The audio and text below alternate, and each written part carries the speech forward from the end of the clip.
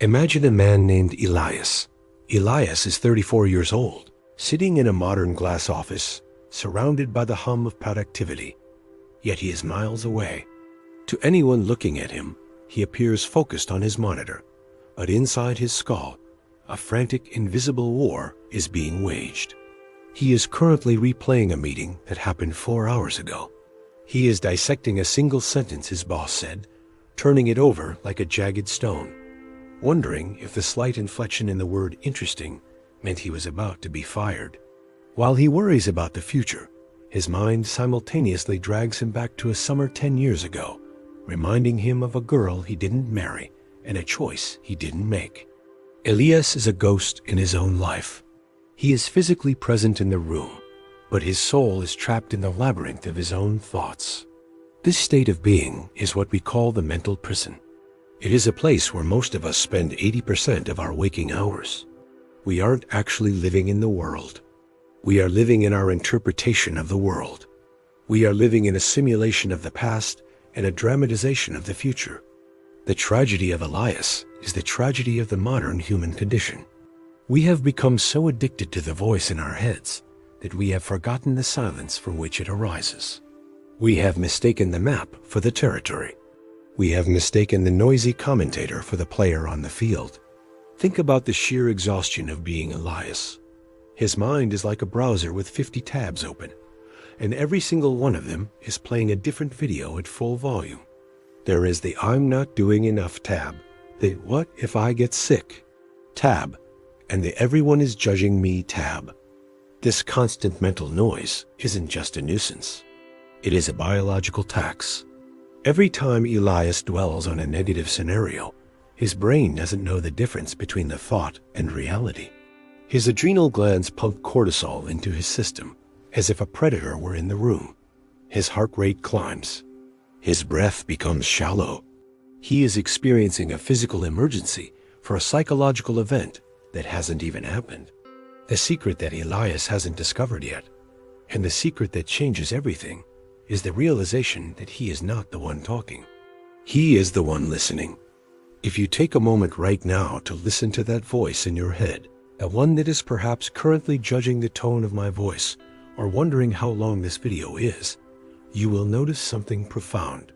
There is the voice, and then there is the awareness that hears the voice. These are two different things. The voice is a mechanism, a survival tool that evolved to keep us safe by predicting threats. But the awareness, the you, that is simply witnessing the thoughts, is where peace lives. Let's go back to Elias on a Tuesday evening. He is walking through a park on his way home. The sunset is painting the sky in bruises of purple and gold. The air smells of damp earth and coming rain. But Elias sees none of it. He is mentally drafting an email he needs to send tomorrow. He is practicing his arguments, anticipating objections, and feeling the heat of frustration rise in his chest before the conversation has even begun. He is walking through a masterpiece of nature while staring at a brick wall inside his mind. The psychological term for this is cognitive fusion. Elias is fused with his thoughts. He believes that because he thinks it, it must be true. If his mind says, "You're a failure," he feels the weight of failure in his bones. He doesn't see the thought as a passing cloud. He sees it as the sky itself. To find peace, Elias doesn't need to stop the thoughts. That is an impossible task for a living brain. Instead, he needs to diffuse. He needs to step back and watch the thoughts move by without hopping on the train. Imagine Elias standing on a platform at a busy train station. Each train that pulls in is a thought. One train is labeled work stress, another is childhood regret, and another is health anxiety. Most of his life, Elias has been jumping on every single train that pulls into the station, regardless of where it's going. He finds himself miles away in a dark, scary neighborhood before he even realizes he left the platform. The practice of presence is simply staying on the platform. You watch the work stress express roar by, you acknowledge its presence, you notice the color of the cars, but you do not get on. You remain the observer. When Elias begins to practice this, his life starts to shift in subtle, beautiful ways. He's at dinner with his mother. Usually, his mind is criticizing her repetitive stories or worrying about the drive home. But tonight, he catches the voice. He notices the thought, "She's saying this again," and instead of engaging with it, he simply returns to the curve of her face in the candlelight. He notices the way she holds her glass. He hears the actual timbre of her voice rather than the judgment in his head. For the first time in years, he is actually at dinner. He isn't in his head, he is in the room. The peace that follows this shift is not the absence of noise, but a change in your relationship to it. The world hasn't changed for Elias. His job is still demanding. His bank account is the same. His past remains unwritten. But the heavy, suffocating blanket of commentary has been lifted. He realizes that the voice in his head is like a neurotic roommate. If you had a roommate who followed you from room to room, shouting about how bad the weather might be in 3 weeks, or reminding you of that embarrassing thing you said in high school, you wouldn't take them seriously. You would eventually just say, "Thanks for your input," and go back to what you were doing. This is the power of the now. We often hear about living in the present as a cliché, but for Elias, it becomes a survival strategy. The present moment is the only place where problems can actually be solved. In the head, problems are infinite because they are made of imagination. In the present, there is usually only one thing to do. You take the next step. You breathe the next breath. You wash the next dish. There is a profound simplicity in the physical world that the mental world can never replicate. As Elias continues this journey, he notices that his inner weather starts to stabilize.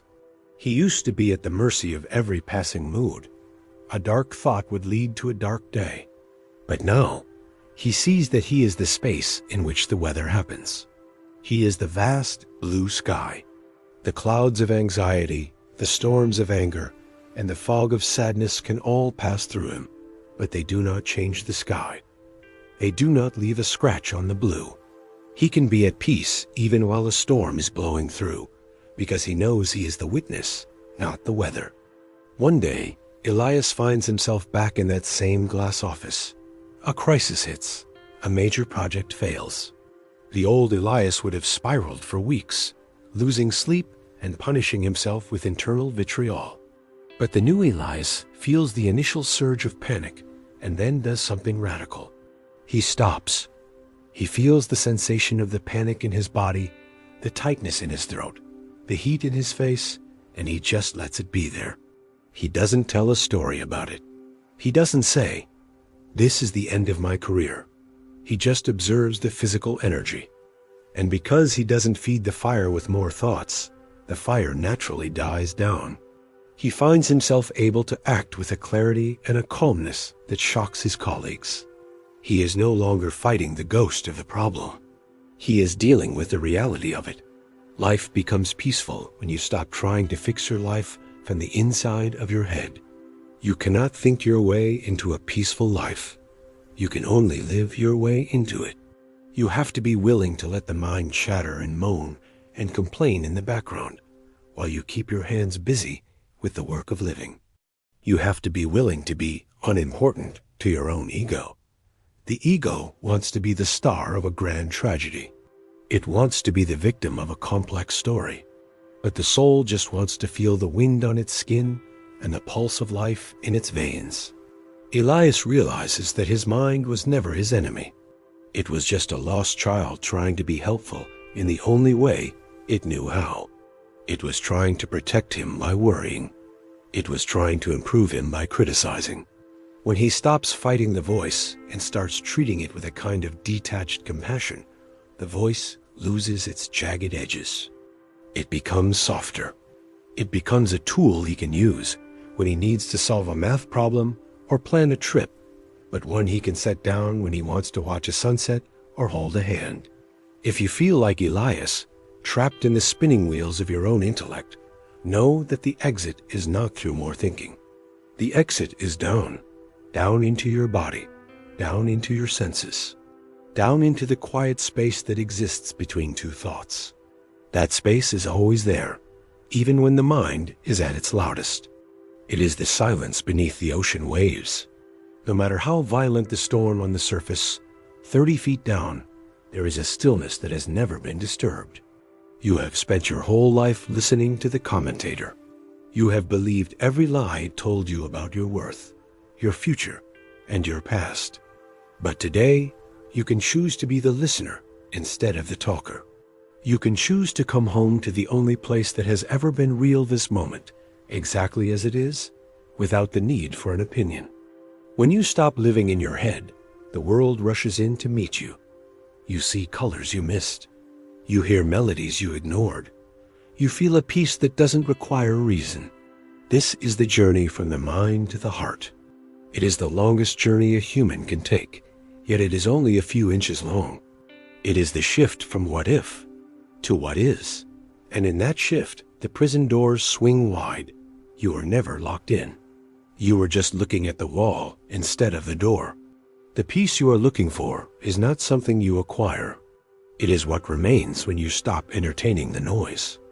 If this story of Elias and the exploration of the deep mind has resonated with you, I invite you to join our community. There is so much more to uncover about the hidden architecture of our consciousness and the ways we can reclaim our lives from the shadows of our own making. Subscribe to Deep Mind and let us continue this journey into the depths of who we really are together.